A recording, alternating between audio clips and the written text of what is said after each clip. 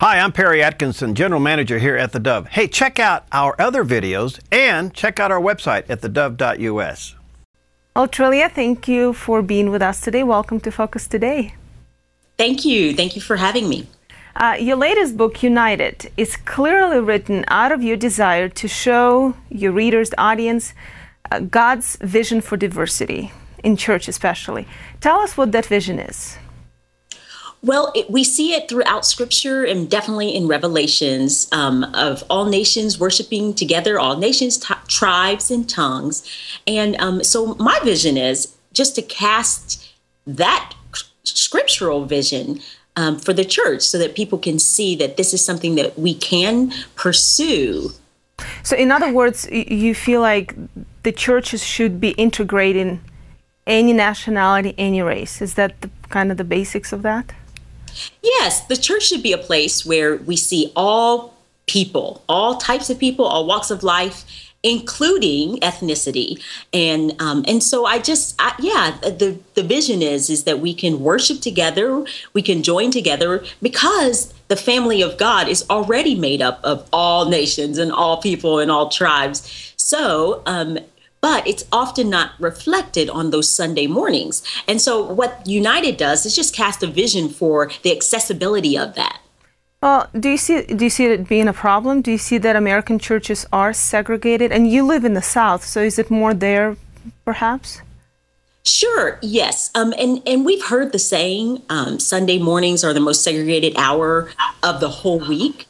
And so I think what you can see that on Sunday mornings. You can see it definitely in the South.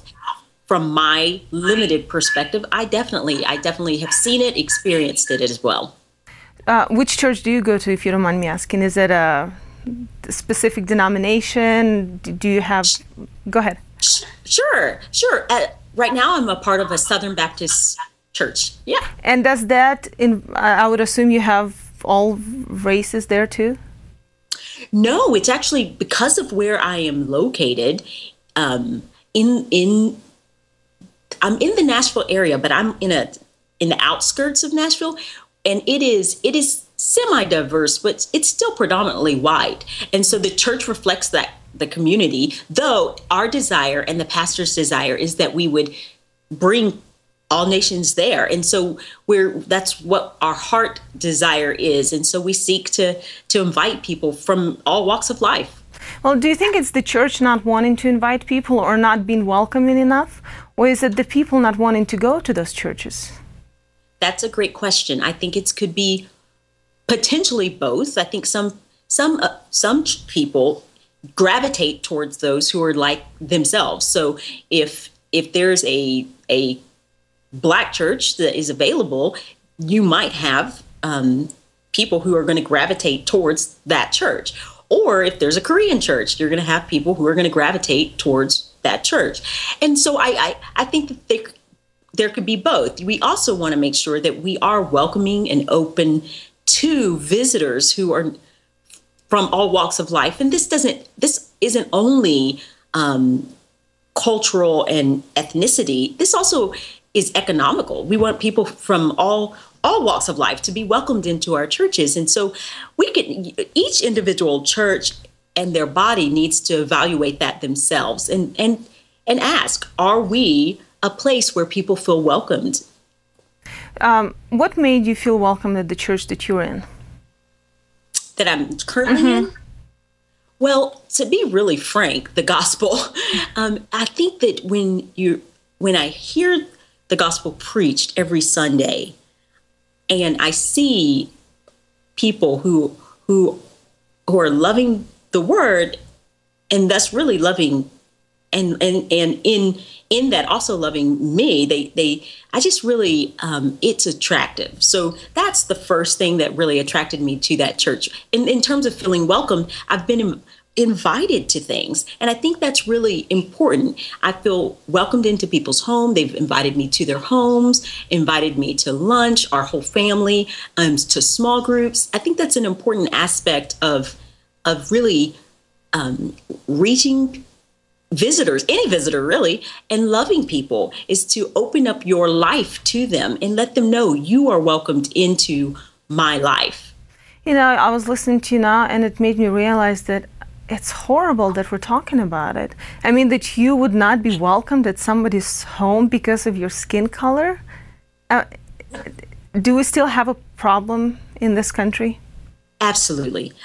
We don't have to go very far. We just had that, is it Donald Stern? I can't remember his name, the NBA issue. And then if we open up media, we see it all over the place. Racism is alive and well. And until Jesus returns, we're still going to be battling this because it's a heart issue. And our sinful hearts can be proud. And so yeah, absolutely. There are people who wouldn't welcome me into their home because of my skin color, not even having talked to me. But that's why I love the gospel. And that's why in United, I seek to try to share, okay, if we can get a gospel focus, then we can, it's what breaks down those barriers. It's what unites us. All right, so we have the gospel, and it's the same gospel in the black church and the white church. And yet, you know, I lived in the South for a few years, and I've been to churches there, and I could tell, I mean, there is a different culture there. Sure. So how do you integrate that into, say, you know, a pastor may be listening right now, and he's thinking, yes, I would like more black people in my church. I want them to feel welcome. But does it mean I have to do X, Y, Z to make them feel welcome? Do I have to change the way we do the choir and the way we worship? Sure. Yeah. Again, I think that what we want to think about is how can we love our neighbor as ourselves? So in churches, you do have to think about the culture of your church. Is it one that is welcoming? Is it one that is welcoming to the poor? Also, is it one that is welcoming to people? And so, yeah, I think that's something that we need to think about. It's not just about ethnicity, getting more brown, you know, people in our congregations. We want to love them as well.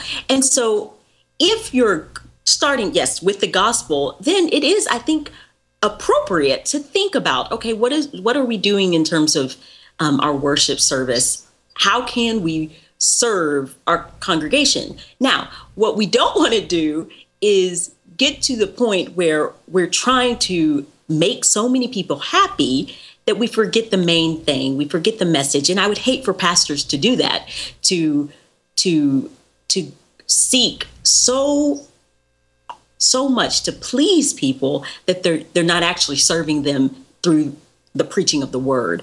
And so I think we've got, there's a balance there that they're going to have to seek and pray through, and but it's something that I think is valid to think about. Well, you're definitely passionate about this. Did you grow up this way? I mean, did your parents teach you to embrace diversity? Yes, I had really just wonderful parents, and they taught me to love people. Really specifically, my father, he had experienced some pretty severe racism growing up and in the South as a young boy, and he showed me how to forgive people. He was a great example of forgiveness and loving people. We always had all sorts of people in our home. He was very welcoming, same with my mother. And just as he taught us about the civil rights movement, he never had a bitterness about him, or it's amazing to think about now. But he always extended love. And speaking of love, you married a white man, and now you're raising two beautiful children. Before I get to your children, how difficult was it to have this, interracial marriage? Have you had any challenges?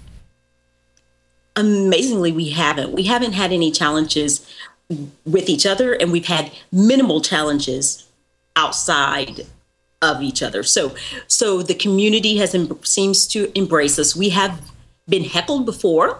We have experienced racism against our marriage. But overall, we've been welcomed. We do know that there are many people who still, to this day, are uncomfortable with the idea of interracial marriage. But thankfully for us, we've had a family that's been welcoming and loving, and we've sought to just get to know each other and love each other and know our differences and know that they exist and just be one. I'm really thankful for that. Well, that's wonderful. And the book that we're talking about today is called United, Captured by God's Vision for Diversity by Trilla Newbell. And in the very beginning of the book, where you give your dedication, it says, "This book is dedicated to my children. I pray when you get older, you would wonder why Mom would write such a book." As we close this interview, can you explain that wish of yours? Yeah, I hope that my kids just don't experience much or minimal racism, and that their churches would be diverse, so that it would be almost silly. Like, Mom, what was that about? And that is my prayer for them, that they would experience Martin Luther King Jr.'s vision for little black kids and little white kids holding hands, but that it wouldn't just be in our public sphere, it would be in our churches, and that they would see it, they would experience it, and that they would be experience that last day today, and that the book would almost be obsolete, which no author really hopes that, but I do. I hope that, because that means that the Lord has been working mightily for our churches to be integrated. Well, I hope your book becomes obsolete in a few years. Yes. And we'll be praying for you, and have a wonderful weekend. Happy Mother's Day, and thank you so much for being with us today. Thank you.